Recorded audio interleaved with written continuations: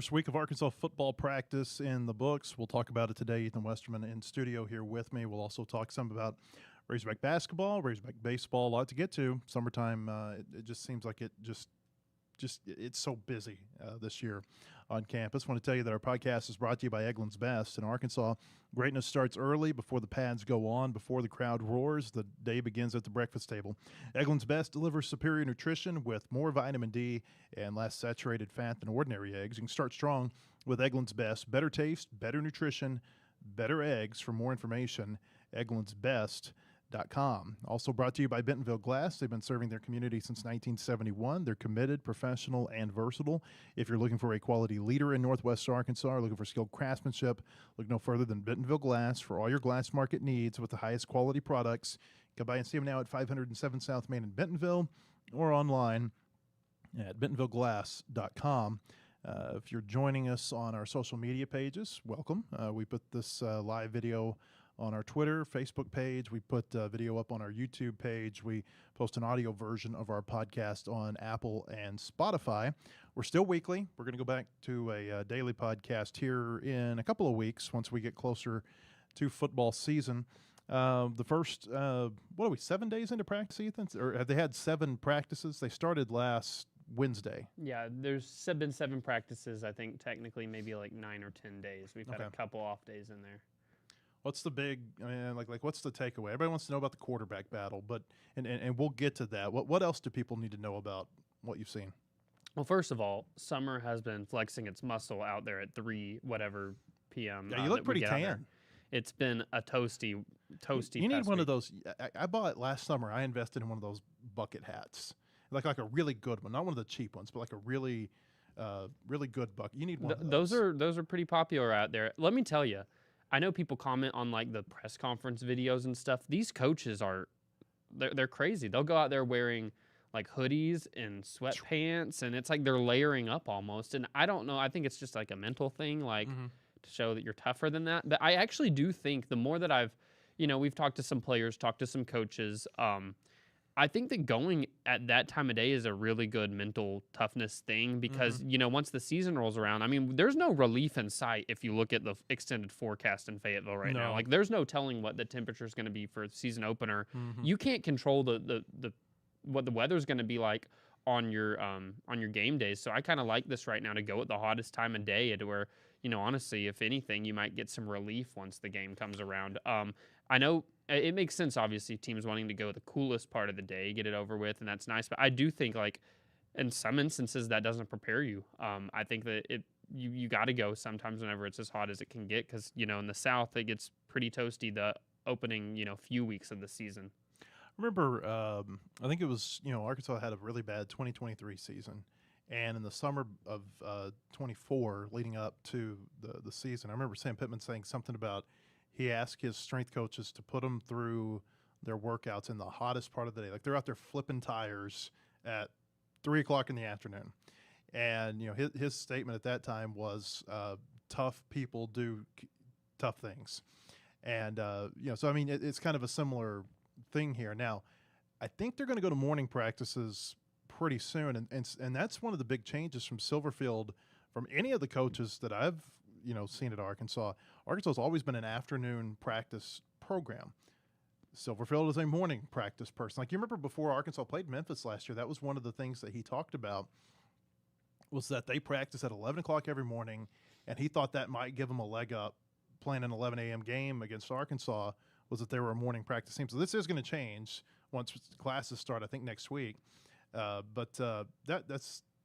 It's interesting that you say all that. Yeah, I think that, by the time they get to the season, they're going to kind of done a little bit of everything, I think, with the schedule. Because even you think about their scrimmages that they have, they're doing a scrimmage that I'd assume is going to start around. We're talking to Silverfield on Sunday at 1, so I'm assuming the scrimmage probably like an 11 a.m.-ish type of window.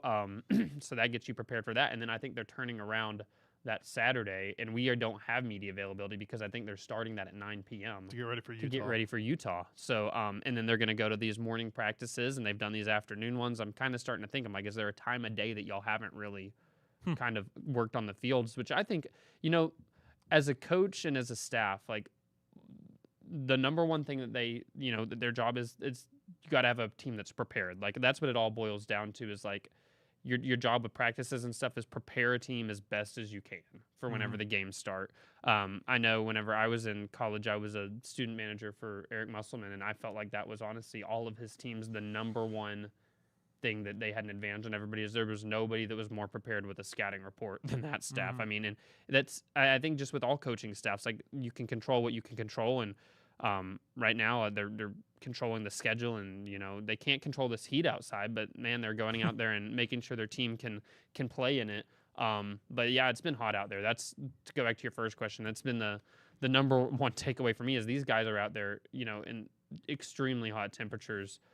They just got in pads this week. And we on the first day they were in full pads, didn't get to see like all we saw was like a thud section of practice, not like the actual live tackling. They did that later in the day, but then yesterday we got out there and that was the most that we've gotten to see yet of in the whole preseason. About an hour of a lot of live tackling, a lot of situational stuff. That was the best look that we've had at the team, I'm willing to say, other than scrimmages and maybe red-white game since Silverfield's been here. And by the way, when Ethan says it's hot, I picked up my kids at 3 o'clock yesterday, and it was 104 according to my truck thermometer. Now, whether or not that's accurate, I don't know. But like if it's 104, you're talking about a heat index probably in the 105, 110 range. Yeah, and then get on a turf field and that's right. pads and helmets, and it is. I mean, I don't even want to know what the feels like is on that. Like all I know is it feels to me like I'm sweating out of melting. Yeah, I'm just standing there watching a practice and I'm sweating my butt off. And these players are, having to go full speed. Coaches are wearing hoodies and, I think football coaches just like to do that. I always in high school found it funny. The coaches that come the playoff time whenever it's really cold outside will start wearing shorts. It's almost like these football coaches love to just wear what doesn't make sense. I understand the long sleeves. They're trying to protect against skin cancer, but it's the layering for me. The hoodies that you get like a nice long sleeve t-shirt. All these coaches come into the press conference with like very clear like sweat spots all over them, and it's just like they all come in there just dripping, and it's been fun to kind of rotate through those guys, and occasionally just like be like, man, you got to be hot right now, and they. It's always just the look that they give at first, like y'all don't even know how hot it is. Does it feel like a quarterback battle, or does it feel like they're kind of just prolonging this before they name Jackson the starter? It doesn't feel manufactured to me that there's a battle. I think there really is. I would be shocked if it's A.J. Hill, personally, just because I don't think that whenever you hear Tim Cramsey, Ryan Silverfield, these coaches talk about the battle, and for one of the guys with KJ Jackson, it's just we need you to be more accurate. We need you to like not miss whenever like you have like a play there. With AJ Hill, it's usually like need you to process things quicker. And it's all like between the ears, it seems like with him. With KJ, it's more of just like we need you to hit your spots. And I just think with how young AJ Hill is, KJ Jackson's pretty young too, but I think with AJ, like I think he's going to be great. He had a better practice than KJ Jackson yesterday, in my opinion. I think KJ's probably had more days than him throughout fall camp, but AJ makes plays. He made a nice throw to Courtney Crutchfield for a long touchdown yesterday. But I just think that whenever it boils down to you're in a battle and there's a guy who you have at least seen in some context in an SEC game on the field and you've seen them make plays, and you have a guy who is still trying to learn a little bit, I think you probably roll with KJ Jackson. KJ Jackson also is just kind of like that more of I think at the quarterback position, like so you can rally the team a little bit, and it seems like he's really well respected. But I don't think it's fake that there was like a battle and they're pushing each other. I will be curious to see if they when we talked to Ryan Silverfield, I asked the question of like, is there a world in which, because we know how these games against FCS teams goes where there's blowouts and you play multiple quarterbacks. And I asked if there's a chance that would serve as maybe a final audition, the North Alabama game for Utah. And he said that they're going to have one named before then. So I'm curious to see if that actually pans out, if they name a starter soon, because we're getting toward especially after you get a scrimmage under their belt on Sunday, if one of them just really stands out, I don't know, necessarily how long you want to just keep it under wraps or if you want to come out and just name a starter. But, yeah, I think there's a battle, but I'm not sure how close it is. I'm going to guess they string that along through the second scrimmage. Like that seems like, just in my experience, whenever there's, quote unquote quarterback battle, they want to take it through the last scrimmage of the preseason and then name the starter and give the team 10, 12 days, however long, to know that that's your starting quarterback. That would be my guess as to how that plays out. Yeah, and I do think that there is some like stringing it along. There are some like actual benefits to it, and Ryan Silverfield mentioned it. But like, you're lying to yourself if you say Arkansas isn't working on Utah some right now, or like probably vice versa. I don't know who Utah has week 1, but working on Arkansas. The longer you do string it along, at least that's more things they have to look at. I don't know how. I mean, if it takes up any bit of somebody's scouting time, that's a benefit. But I just don't know how in today's college football, like all with the technology that you can get to scout teams and stuff, like how beneficial that will be to string it along to throw Utah off per se. But like, I do think that it at least gives you somewhat of a leg up if you wait a little bit to announce it. Utah starts with Idaho, by the way, and that's their first game of the season. I've heard from, I feel like multiple coaching staffs who have done this, where they try to get not game plans necessarily, but they try to do prep work on the first 4 opponents before the camp is over. Now I don't know if Silverfield is that way or not. I don't think anybody's asked him that, but I know that that's been the case in the past. Receiver seems like another position that there's pretty good competition for playing time there. Yeah, and I like them all, to be honest. Like this time last year we came into a season with a very similar feel as far as you knew that some of the receivers that were going to have to be part of the equation didn't necessarily have like proven production in college. I think about C.J. Brown. We knew he was going to probably need to be in the mix, and he had a pretty good year for his first year, really getting a lot of targets. Jaylen Brown, before he got a season-ending injury, was having a nice year, and he didn't really have production at Florida State before that, at least not much of it. I think we're in a similar situation where there are 4 guys in the fold right now, with Chris Marshall, transfer from Boise State, probably going to start. There's C.J. Brown's back. He can kind of play multiple spots. And then you have at the slot spot, I think pretty close competition between Ismail Cisse and Jamari Hawkins, who came from Memphis. Jamari Hawkins has production from last year. And then behind those 4, Donovan Faupel from New Mexico State. He led them in receiving yards and touchdowns last year, so he's at least done something. New Mexico State's been a factory of good SEC players. It's kind of crazy. You think about Mike Washington, who just had a long run last night in a preseason game. He came from there, and then Diego Pavia, Eli Stowers, Seth McGowan. Like, New Mexico State has produced these players who actually perform in the SEC when they make it there. But those 5 guys that in my head, like, they have to be in the equation.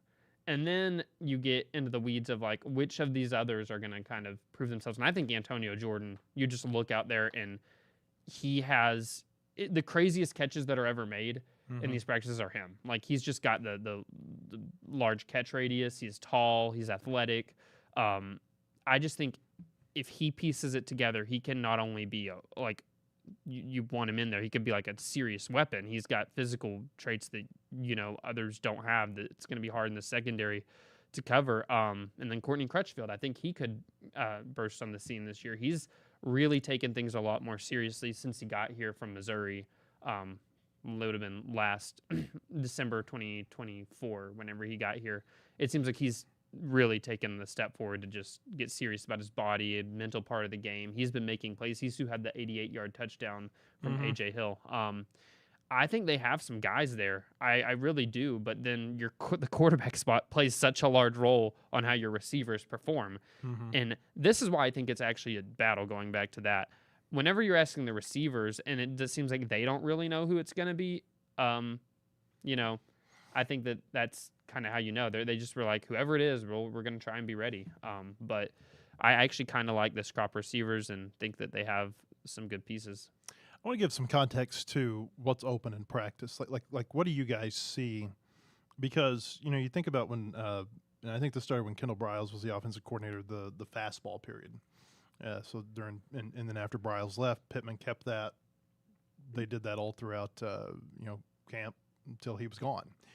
And now it's the tempo period that I think is kind of similar in some ways to the fastball thing. Like, explain to people what that is, because this is really, I feel like, where the reporters who are there, they're trying to glean the most information from, because that's really uh, the only time that you get to see quote unquote actual football. So like, explain what this tempo period is and how it changes from day to day, because it's I think what they're trying to do, and correct me if I'm wrong, but they're trying to see different groupings play together. This running back goes with this quarterback, or this quarterback goes with this offensive line, or this offensive tackle lines up, this right tackle lines up to this right guard. So, like, I mean, explain that. Yeah, and I think that this fall camp, it's really beneficial from the perspective of you're trying to see how the quarterbacks look when they go with the different groups. There's some days that AJ Hill will go with the ones, some days KJ Jackson will. They mix up a lot of other things too. But this team tempo, this is not a knock against the former staff, and just like, we didn't see their full practice. We only saw the part that we get to see. We only Nobody's get to see seeing a full practice anymore. but we get to see Unless the maybe part. Colorado, but you can't. Goodness gracious, that email.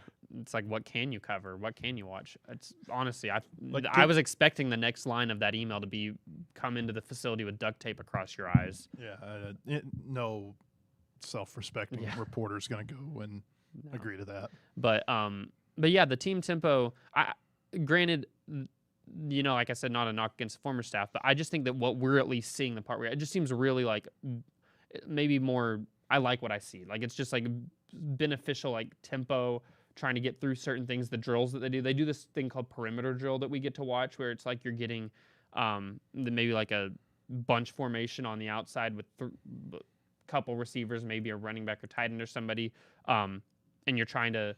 It's very competitive. It's them versus like DBs over there that are trying to contain perimeter, and those get really intense. I like those that we get to watch. The team tempo period is just like a fast-paced, going through some plays, try to maybe accomplish a certain goal. And then what I really like, they do this thing called team compete. Mm-hmm. And team compete is just, it's, you have team tempo, team compete. Team compete usually has more of like a stakes at it. Like, this is the situation. I think the other day it was like maybe 13-8 or something was the score in team compete, and you're trying to win. Or, I think yesterday they did some team compete that was like all fourth down stuff. So it's very situational stuff that you get to watch in team compete. And I think that they honestly, like, I like what I see during these as far as how the coaches talk and operate, the sense of urgency they have. It seems really businesslike during all of these.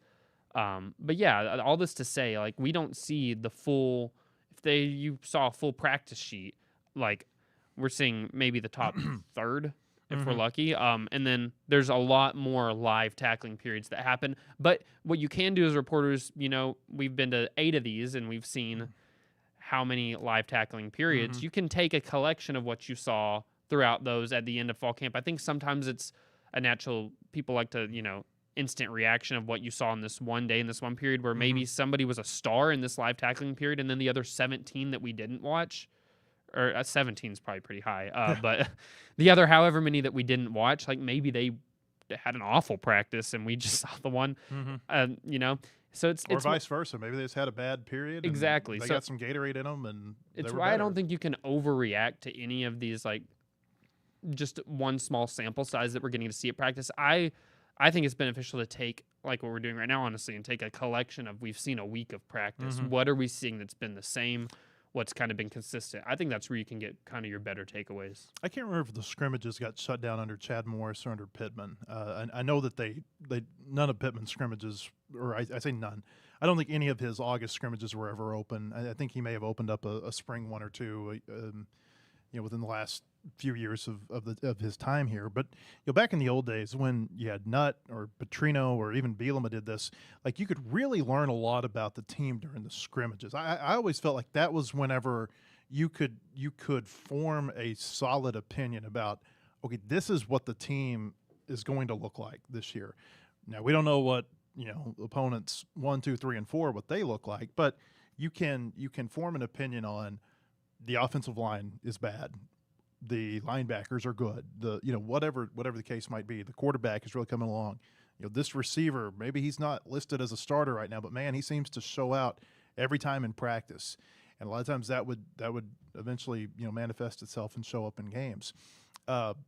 With the scrimmages closed, I think that's what, like in the last decade or so, it's been really hard to get a feel for what exactly to expect when the season starts. And I think it's made those first, not necessarily week one, because a lot of times week one you're playing somebody that you're expected to roll over, but really it makes those first couple of weeks, I think, just kind of like a, I don't know, I guess maybe steal Forrest Gump's line, like a box of chocolate. Like, you don't know what you're going to get because you really have no reference for what they look like in those expanded team periods. Yeah, and I think in the past few years there's been classic examples of things that maybe were red flags, but a scrimmage would have really getting to watch it exposed.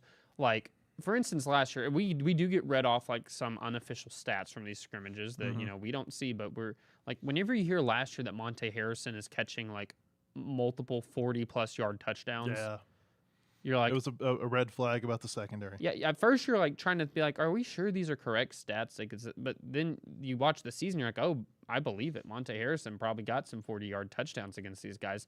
It would have helped a few years ago, 2023, that season, to see the offensive line against the defensive line, because that O-line was really, really, they struggled that year, and we didn't get to really see any of that. And then I think people were surprised because you had a couple returning starters on the O-line, and they didn't expect the O-line to be that bad that year. I think that's an instance where, getting to watch a scrimmage would have revealed some things there too. But yeah, like you said, it's like we're at the point of fall camp where the coaches probably want to have days where there's one winning and the other one, the offense winning one day, the defense winning another, just so you don't feel like you have a real huge deficiency.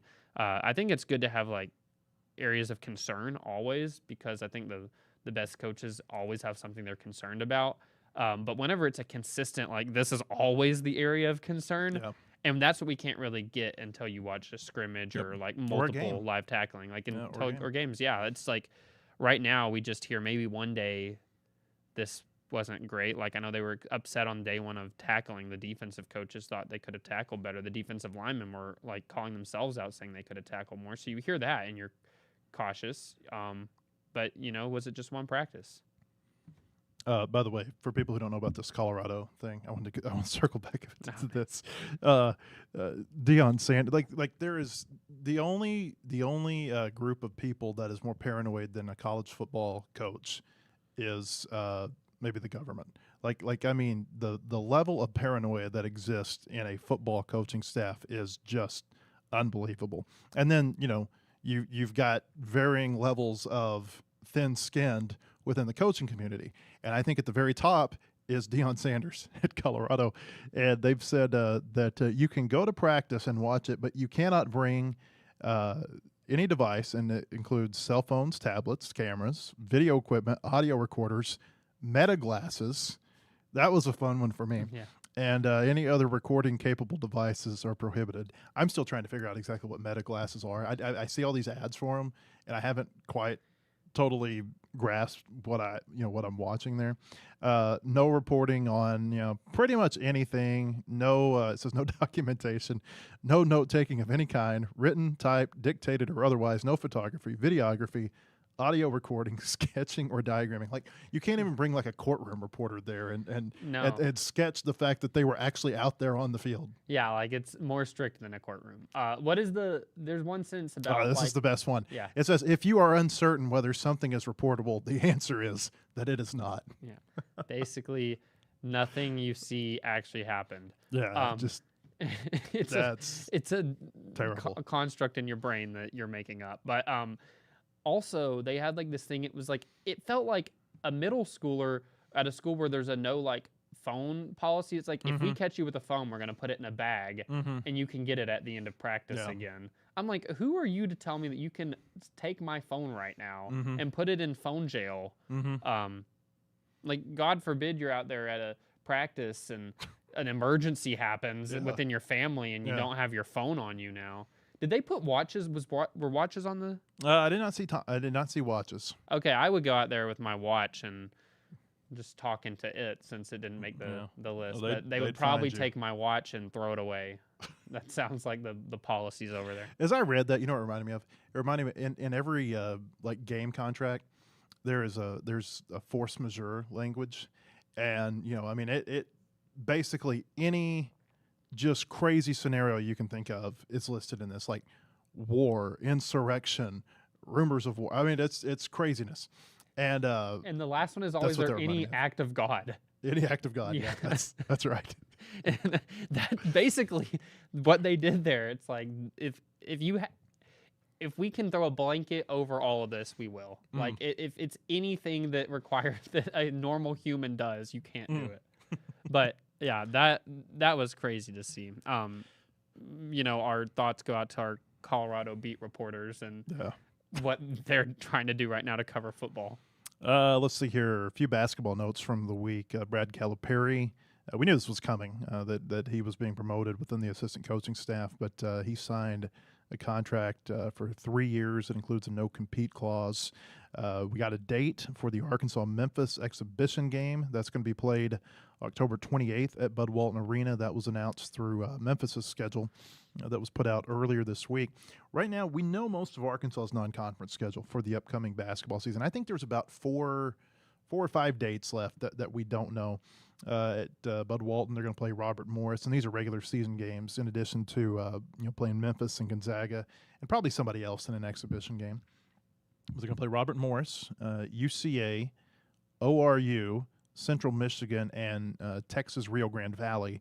Those games are going to be at Bud Walton. We know about the quote-unquote neutral site games that they're going to play against Michigan State in Detroit, Arizona in Phoenix, Indiana in New York. There's a report out there they're going to play Virginia in Washington, D.C., but neither of the programs have confirmed that yet.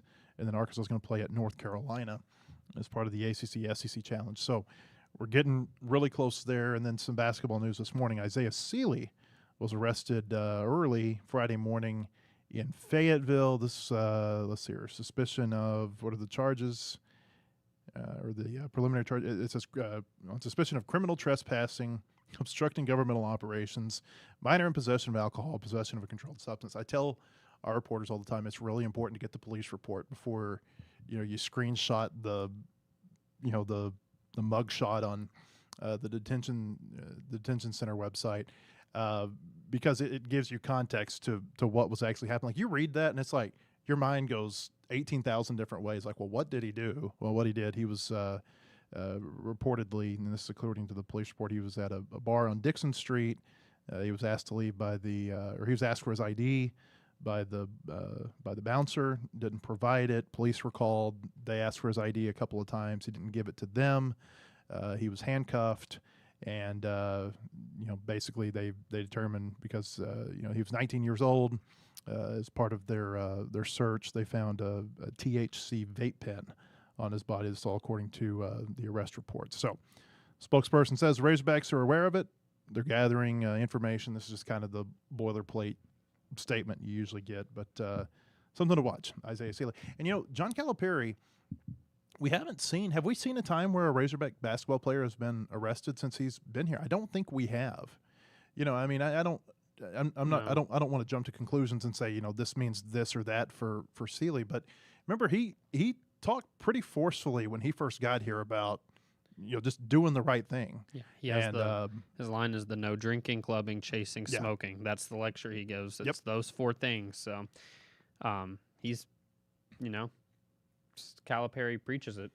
Seeley's going to be out for the year anyway. We think with a knee injury, so I don't think there's going to be.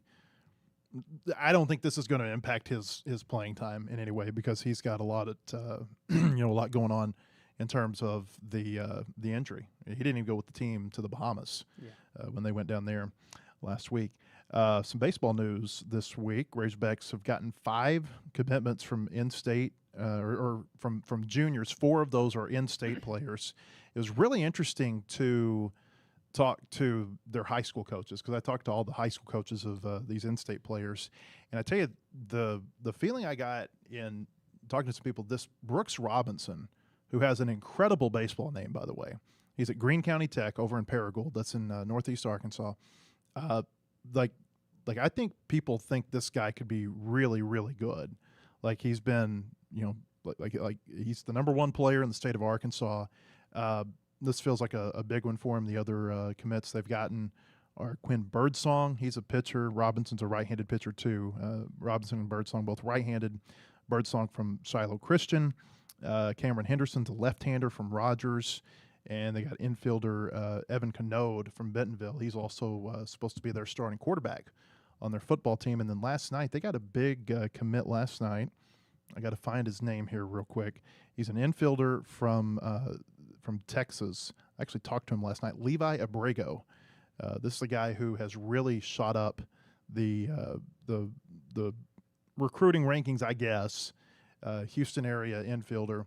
So this is a big addition for the Razorbacks. But no surprise, Arkansas is getting some big names in baseball recruiting right now. I know, I'm sure they're one of many sports that are very excited about this, the home football schedule being much more conducive this September. One of the big recruiting weekends for baseball is, I've been told, it's September 18th through 20th. It's the Georgia game. Georgia that's is in for town. every sport right now. What kind of hearing is that those are going to, that's when you bring in the big.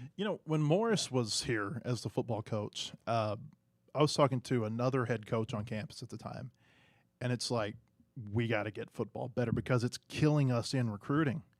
It's like you can't bring an athlete in and say, here's a Saturday game day in town, and then there's 35, 40,000 people in the stands when the game begins, and there's maybe 15 left at halftime because the football team's getting beat up and down the field. So they need to be competitive in that Georgia game to help track, to help baseball, to help basketball. What you name the sport.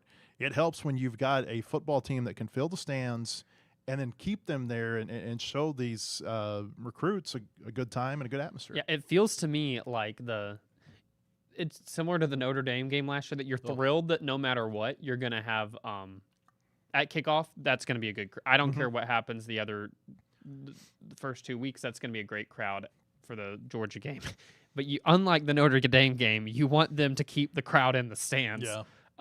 So that the recruits, visit experience isn't people with bags over their heads. I remember when football would bring, and I think they still do this, but there was a time where football, they would bring recruits to basketball games. This is back when the February signing period was real big, and they would come and they would be there at the start of the game, but then they'd always get the football recruits out before the game ended because I don't think they wanted the kids to see the the possibility of the team losing and just how the booing or the leaving early or anything like that.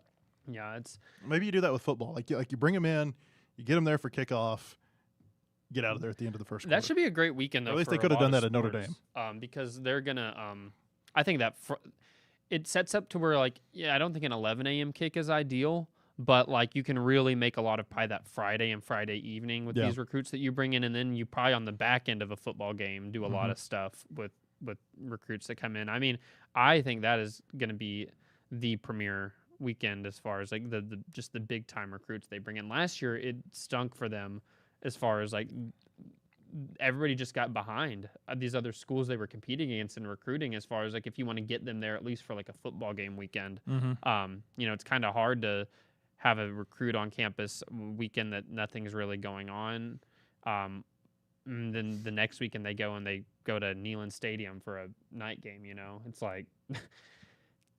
kind of hard to recruit against that, at least the experience aspects. You got to get I don't know. I just think that they were really in a bad spot. A lot of coaches were last year with the schedule trying to recruit. A couple of the baseball items before we get out of here. I don't know if we talked about Casey Opitz coming back on our podcast last week. I can't remember if we recorded or not before that happened, but he's going to be back on the staff as a coach at Arkansas. He's going to help out with the catchers. I think he's going to coach first base. One of Arkansas's high school signees, Troy Fisher, signed with the Atlanta Braves, an undrafted free agent contract late last week. That was kind of hinted at by Dave Van Horn in his last press conference. He said there's maybe a player or two that are out there that they sign an undrafted free agent contract. Well, Troy Fisher, he's an infielder from the Kansas City area. he has signed with the Braves. So Arkansas is not going to get all of its high school signees to campus. You know, they got through the draft without having any of those taken. And then just want to plug this. There's a story on our website right now. Luke Cornelison and Carter Rutenbar played on the Santa Barbara Foresters this summer, and that team won the NBC World Series in Wichita earlier this month. If you don't know what the NBC World Series is, that's National Baseball Congress. What they do, they bring in some really top flight teams that are in summer leagues or semi-pro teams, and they get together in Wichita. They've done this for almost 100 years. I think they're in like year 93 or something of that tournament. They get them together in Wichita. They played the NBC World Series. It's actually a pretty cool deal. They play at the pro ballpark there, and Rutenbar and Cornelison, they helped the Foresters win the NBC World Series. In fact, Cornelison was the player of the game in the championship game, had a really strong relief outing that day for the Foresters. Carter Rutenbar kind of did what he did all summer. I talked to both of them. I talked to Bill Pintard, who's the manager of the Foresters, and I've got a long write-up on our website, wholehogsports.com, that kind of gives you some insight into the summer that both of those players had. They both were all-stars in the California Collegiate League, and sounds like the coach that they had in Santa Barbara, he really likes them. I'll tell you one thing that stood out to me. This was this is a quote that I think Arkansas's coaches will love, is that Bill Pintard said, he said, the Arkansas guys, they love baseball, man. And he was talking not just about the guys who were on the team this year, but there have been a lot of guys that have gone out to Santa Barbara over the years. In fact, Matt Hobbs, who's Arkansas's pitching coach, he played for Bill Pintard in the Foresters organization, and then Bill Pintard gave him his first coaching job as a pitching coach not long after Matt was out of college. So they've sent a lot of players out there over the years, like Gage Wood has been there and Christian Franklin has been there. There have been a lot of really good Razorbacks that have been in that program. But the Arkansas guys, they love baseball, man. I think that would make any baseball coach's heart happy. You know, it's like we got guys who love to play the game. Not to turn this right back around to football, but that's also something I've noticed, that I think they got a lot of players that I just sense are I think it helps when you get players that they just love the sport they're playing. And I think that the staff, Silverfield and them, I think that they went for that with some of these players they got just from speaking to them. You just brought that up in my brain. It's kind of one of my takeaways I've had. Yeah. It's and the way the season has started, a couple of the last 3 years plays into this, but you really do wonder, at a certain point, like last year, you started to wonder, like early November, like how into this are these guys really right now? I think you get to a certain point and everybody's checked out. And if I think if you love and that can still happen if you love the game, but I think it's less likely that you get that checkout if you've got players who really do enjoy the day-to-day, the day-to-dayness, so to speak, of the just being in whatever sport they're in. Yeah, and I think across all sports right now in today's, with just the era of social media, it's like you've got to get players who, they just like playing the game. Because if the moment you get caught up in other things, I think it'll eat you up. So I think that all coaches are kind of looking right now for those players that truly just love playing the game and can be coachable. And it seems like, you hear remarks like that in the story that you wrote, and that's probably a coach's they go to bed, listening to that. Yeah. That's what they love to hear, is that they coach players who love the game. So you can read more at our website, wholehogsports.com. We got everything covered there. We'll have a lot of content this weekend. We'll see you next week on the podcast. Have a great weekend, everybody.